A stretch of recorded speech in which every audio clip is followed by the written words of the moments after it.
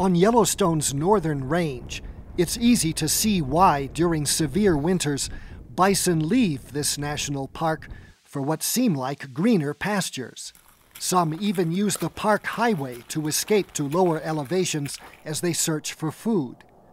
But when bison cross the park's northern border, near Gardner, Montana, they're not always welcome. Just beyond them, to the north, is Yankee Jim Canyon. Past there is the Paradise Valley, where there are a lot more cattle operations. Typically, buffalo have not been tolerated this far north. That's because they can carry a disease, brucellosis, which causes bison, elk, and cattle to spontaneously abort. Ranchers fear they could transmit the disease to cattle.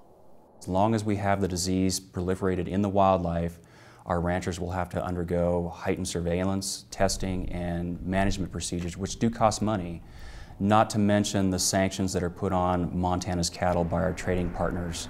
So far, bison have not spread the disease to cattle, but elk, which freely roam outside the park, have been linked to such outbreaks. Unlike elk, when bison leave Yellowstone, officials round them up and try to push them back into the park. When that fails, they corral them in a capture facility.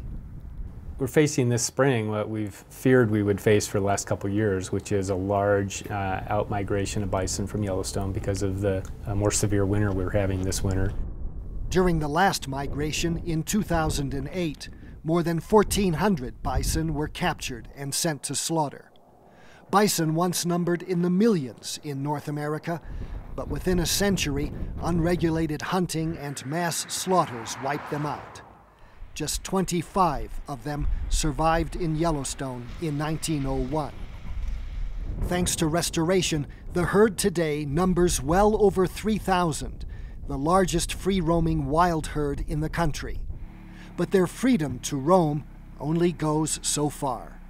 In past years, as part of our component of the Interagency Bison Management Plan, we have captured bison and we have handed them over to other IBMP partners, and they have been taken to slaughter in the past. This year, there's a new twist. Montana Governor Brian Schweitzer put a 90-day ban on shipping bison to slaughter. We feel that it was a strong signal from the governor's office to suggest to the federal government he would like to see changes in the status quo of bison management. At the same time, the federal government has eased pressure on Montana's billion-dollar cattle industry by changing its rules on brucellosis.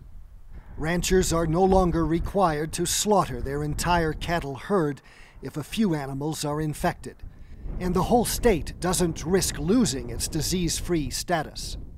With those new rules in place, state and federal officials have agreed to allow these wild bison to move into tens of thousands of acres outside Yellowstone, an area formerly off-limits to them.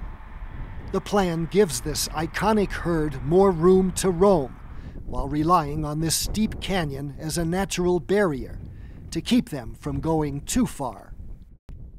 For Assignment Earth, I'm Gary Stryker.